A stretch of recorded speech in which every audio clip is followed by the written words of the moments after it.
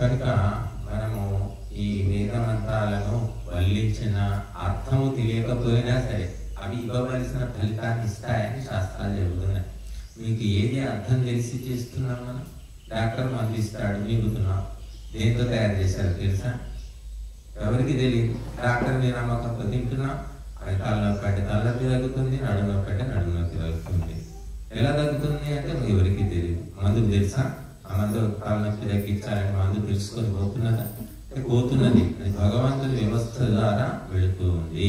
Doctor పంపట్లేదు, మనము పంపడలేదు. తోటలో వేసుకుంటున్నాం, అది ఎక్కడికి పోవాలి అక్కడికే పోతుంది. ఆ వ్యవస్థ ఎవరు ఏర్పాటు చేశారు అంటే భగవంతుడు చేశాడు ఈ ప్రపంచంలో. కనుక మంత్రాలు మనం అర్థం తెలిసినా తెలియకపోయినా శ్రద్ధాసక్తులు ప్రధానము అని చెప్పారు. ఆ శ్రద్ధాసక్తులతోనే ఫలితం అనేది వస్తుంది. ఇప్పుడు మనము ఈ సామవేదంలోని ఈ మంత్రాలు ఈరోజు 8వ రోజు 2వ పూట సాయంకాలము 1360వ మంత్రం నుండి మనం 61వ మంత్రం నుండి వల్లిస్తున్నాము. ఓం వక్రక్షిణం వృషభం యథాజువం గానచర్షణీ సహం విద్వేషణం సంవననము భయంకరం మంహిష్టముభయావినం స్వాహా. ఓం ఉరుత్యే మధుమత్తమా గిరా సోమాసీరతే సత్రాజితో ధనసా అక్షితో తయో వాజయంతో రథా ఇవ స్వాహా. ఓం కన్వా ఇవ భగవః సూర్యా ఇవ విశ్వమిద్దీతమాశత ఇంద్రం స్తోమేభిర్మహయంత ఆయవః ప్రియమేధాసో అస్వరన్ స్వాహా. ఓం పర్యోషు ప్రధన్వసాజసాతయే పరివృత్రాణి సక్షణి ద్విషస్తరధ్యారుణయానీరసే స్వాహా. ఓం అజీజనో హి పవమాన సూర్యం విధారే శక్మనాపయః గోజీరయానం హమానః పురంధ్యా స్వాహా. ఓం అనుహిత్వా సుతం సోమమదామసి మహే సమర్యరాజ్యే వాజా అభిపవమాన ప్రగాహసే స్వాహా. ఓం పరిప్రధన్వేంద్రాయ సోమస్వాదుర్మదాయ విక్షాయ పూష్ణే భగాయ స్వాహా. ఓం దేవామృతాయ మహేక్షయాయ సశుక్రో అర్షదివ్యః పీయూషః స్వాహా. ఓం ఇంద్రస్తే సోమసుతస్య పేయాత్రత్వే రక్షాయ విశ్వే చ దేవాః స్వాహా. ఓం సూర్యస్యేవ రశ్మయో ద్రావయిత్నవో మత్సరాసా ప్రసుతా సాకమీరతే తంతుం తతం పరిసర్గాస ఆశవో నేంద్రాధృతే పవతే ధామ కించన స్వాహా. ఓం ఉపోమతిర్చతే సిచ్యతే మధుమంద్రాజనీ చోదతే అంతరాసని పవమానాసందనిః సున్వతామివ ధుమాన్ రప్సా పరివారమర్షతి స్వాహా. ఓం మోక్షామిమేతి ప్రతియంతి తే నమో దేవస్య దేవీరుపయంతి నిష్కృతం అత్యక్రమీరర్జునం వారమవ్యయమక్కం న నిక్తం పరిసోమో అవ్యత స్వాహా. ఓం అగ్నిం నరోదీధితిభిరర్ణోర్హస్తచ్యుతం జనయత ప్రశస్తం దూరే దృశం గృహపతిమధవ్యం స్వాహా. ఓం తమగ్నిమస్తే వసమోర్గుణ్వన్ సుప్రతీచక్రమవసే చక్షమవసే కుతశ్చిత్ దక్షాయో యోధమ ఆసనిత్యః స్వాహా. ఓం రేభో అగ్నే దీః పురో నోజస్రయా సూర్యాయ విష్ఠ త్వాం శశ్వంత ఉపయంతి వాజాః స్వాహా. ఓం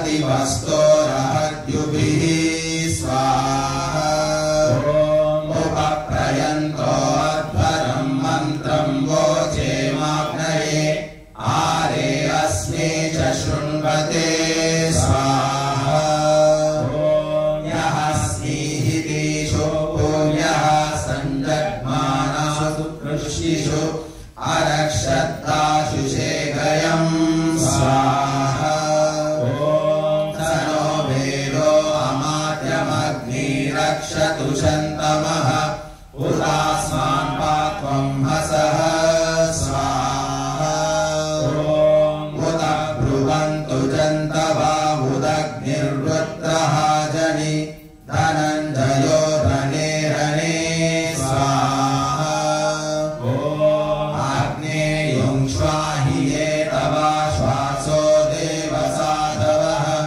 अलं वहन्त्याशवः स्वाहा अच्छानो याभ्यावहवे प्रयांसि वीतये आदेवान् सोमपीतये स्वाहा उदग्ने भारतद्युमदजस्रेण दविद्युत शोचाभिवाभ्यजर स्वाहा प्रसुन्वानायां ह्रसो मर्तो नमस्ततध्वजः अपश्वानमराधसंहतामखं न भृगः स्वाहा आजामिरत्ये अव्यता भुजेन पुत्रवोन्योः सरच्चारो न योषणां वरो न योनिमासदं स्वाहा सवीरो दक्षसाधनो वियस्तस्तम्भरोदसि हरिः पवित्रेरव्यतवेधान योनिमासदं स्वाहा अभ्रातृं यो अनात्ममवाविरिन्द्रजनुशासनादसि युधे धावित्वमिच्छसे स्वाहा नगीरेवन्तं सख्याय विन्दसे भीयन्ति ते सुरवः यदा कृणोषि सदनं समोहस्यादिद्विते बहूयसे ॐ आत्मा सहस्रमाशतं युक्ता रथे हिरण्यये ब्रह्मयुजो हरय इन्द्रकेशिनो वहन्तु सोमपीतये स्वाहा आत्मारथे हिरण्यये हरिमयूरशेभ्य क्षितिपृष्ठावहतां मध्वो अन्तसो विवक्षणस्य पीतये स्वाहा विवाद्वाक्यनिर्वणः सुतस्य पूर्वपायिव परिश्रुतस्य रसिन इयमासुतिष्ठारुर्मदाय पत्यते स्वाहा आसोदा परिषिञ्चताश्वं न सोममप्तुरं रजस्तुरं वनप्रक्षमुदप्लुतं स्वाहा सहस्रधारं वृषभं पयोदुहं प्रियं देवाय जन्मने ऋतेन या ऋतजातो विवावृते राजा देवऋतं बृहत् स्वाहा अग्ने वृत्राणि जङ्घनद्रविणस्युर्विपन्यय समिद्धः शुराहुतः स्वाहा गर्भे मातो पितुष्पिता विदिद्युतानो अक्षरे सीदन्वतस्य योनिमा स्वाहा ब्रह्म प्रजापदाभराजातवेदो विचर्षणे आग्नेयद्गीतयद्गिरिः स्वाहा अस्य पेशा देवना पूयमानो देवो देवेभिः समप्रकृतरसं सुता पवित्रं पर्येतिरे भन्वितेव सद्म पशुमन्दिहोता स्वाहा भद्रावस्त्रसमन्यावसानो महान् कविर्न वचनानि शंसन् आवत्यस्व शम्भोः पूयमानो विचक्षणो चाग्रुभिर्देववीतो स्वाहा ॐ समुप्रियो वृज्यते सानो अव्येयशस्तरो यशसां क्षैको अस्मि अभिस्वरा धन्वा पूयमानो यूयं पात स्वस्तिभिः सदा नः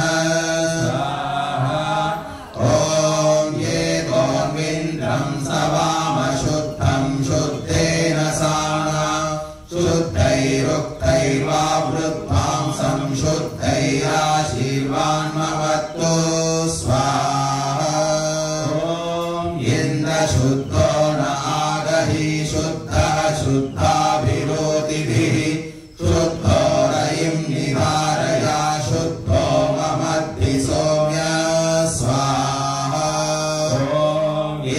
शुद्धो हिनो रयिं शुद्धो रत्नानि दाशुषे शुद्धो वृत्राणि जिघ्नसे शुद्धो वाजंसि शाससि स्वाहा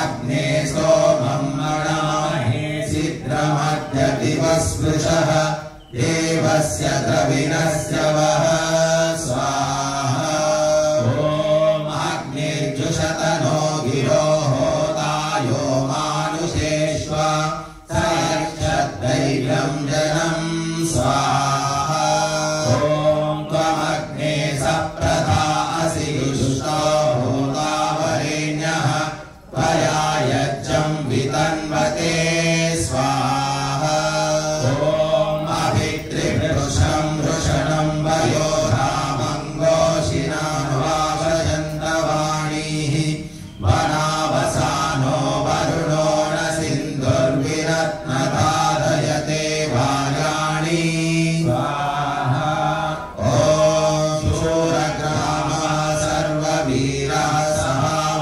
सहावाञ्जेराभवस्व सनिधाधनानि तिग्मायुधः क्षिप्रधन्वा समत्वषाढः साह्वान् मृदनासु शत्रून् स्वाहा ॐ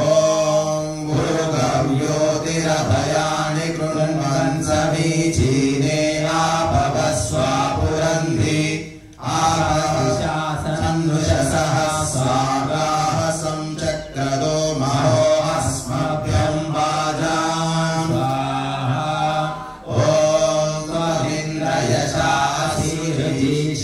त्वमिन्द्रयशाशीर्षेशवसस्पतिः त्वं रुद्राणि हंस प्रतीन्येकहित्पूर्वनुत्पूर्वणि धृतिः स्वाहा ॐ तमुत्वानो नमसुरप्रचेतसं रागो भागमिवेमहे महीवकृत्ति शरणाद इन्द्रप्रते सुम्नानो अश्नवन् स्वाहा यदिष्टं त्वाववृमहे देवं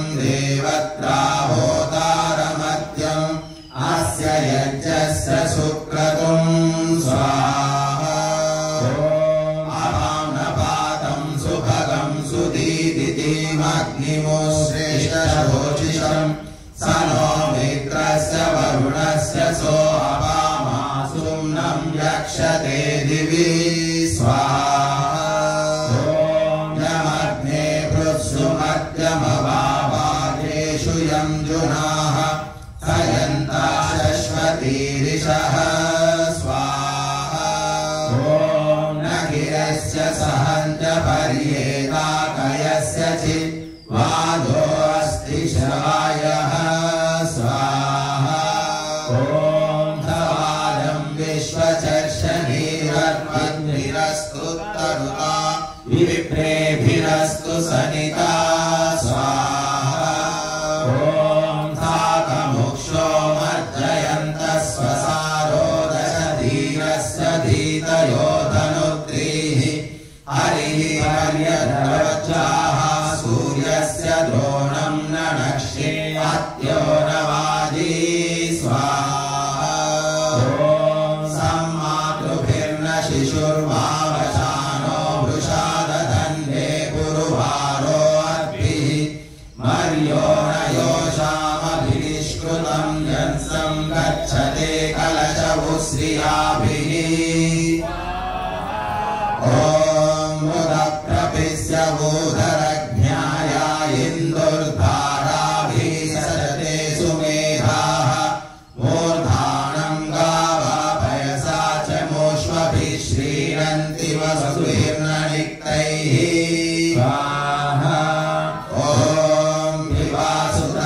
रसिनो मत्स्वान इन्द्रो गोपः आभिर्नो बोधिसदमाते वृधे स्मा अवन्तु ते धियः स्वाहा ॐ भूयामते सुमतौ वादिनो वयं मानस्तरभिमातये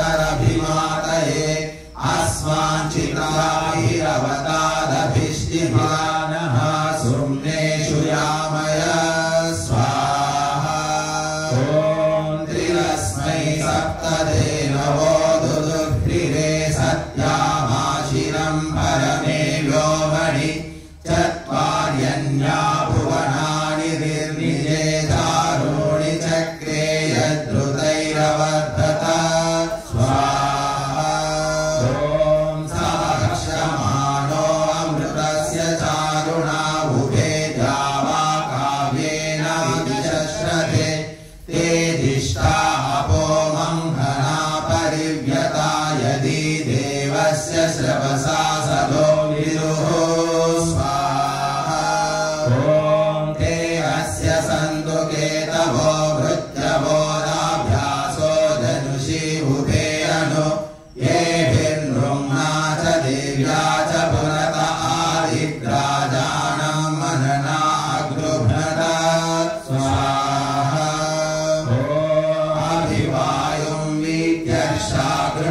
गृणानोऽभिमित्रा वरुणा पूयमानः अभिनरन्ति जवनं रतेष्ठामभीन्द्रं वृषणं वज्रबाहुं स्वाहा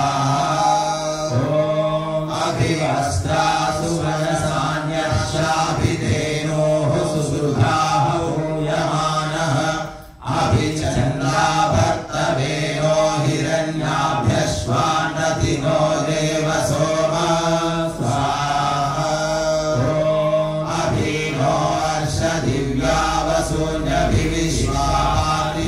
पूयमानः अभियेन द्रविणमश्नवामाभ्याश्रेयं च मदग्निवन्नः ॐ यज्जायता पूर्वमघवन् वृत्रहत्याय तत्पृथिवीमप्रथयस्ततस्तब्नावुतो दिवं स्वाहा तत्ते यज्जो अजायता तदर्कवुतः स्कृतिः तद्विश्वमभिभूरसि यज्जातं यच्च जन्त्वं स्वाहा ॐ आहासु भक्वमैरया सूर्यं रोमयो दिवि घर्मं न सागं तपसा सुवृत्तिभिर्जुष्टं गिर्वणसे बृहः स्वाहा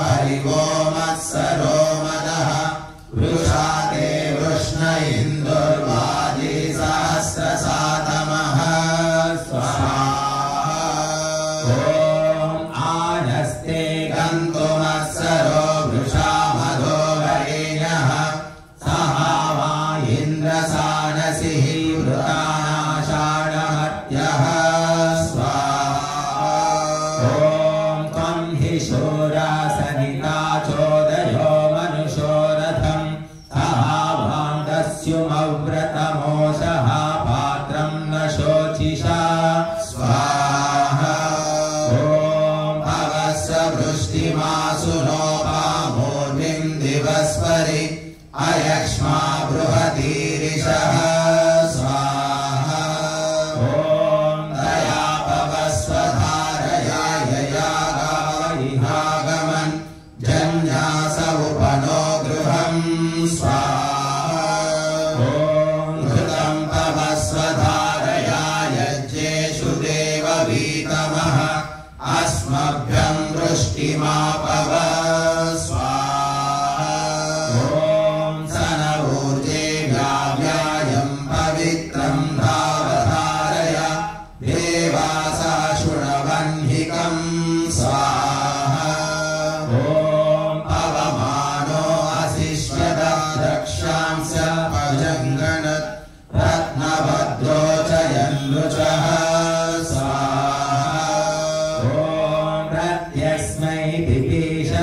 विश्वानि विदुषे भर अरङ्गमाय जग्मये पश्चादन्वने नरः स्वाहा ॐ ये मेनं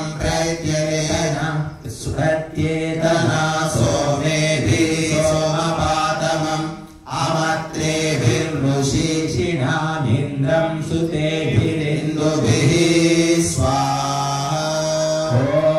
यदि सुतेभिरिन्दुभिः सोमेभिरतिभूषथ वेदा विश्वस्य मेधिरो धृषन्तन्तमिदेशते स्वाहा ॐ अस्माइदन्धसो भर्यो प्रभरासुतम् क्ववित्समस्य जेन्यस्य शर्दतोऽभिषस्तेरवस्वर स्वाहा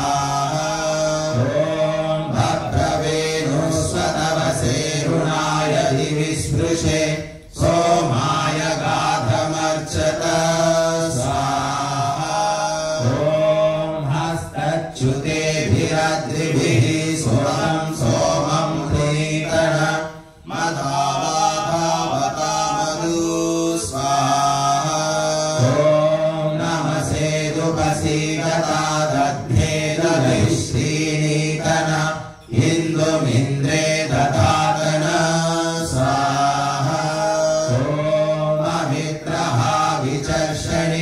पवस्व सोमशङ्गवे देवेभ्यो अनुकामकृत् स्वाहा ॐ इन्द्राय सोमपातवे मदाय परिशिक्षसे मनश्चिन्वनस्पतिः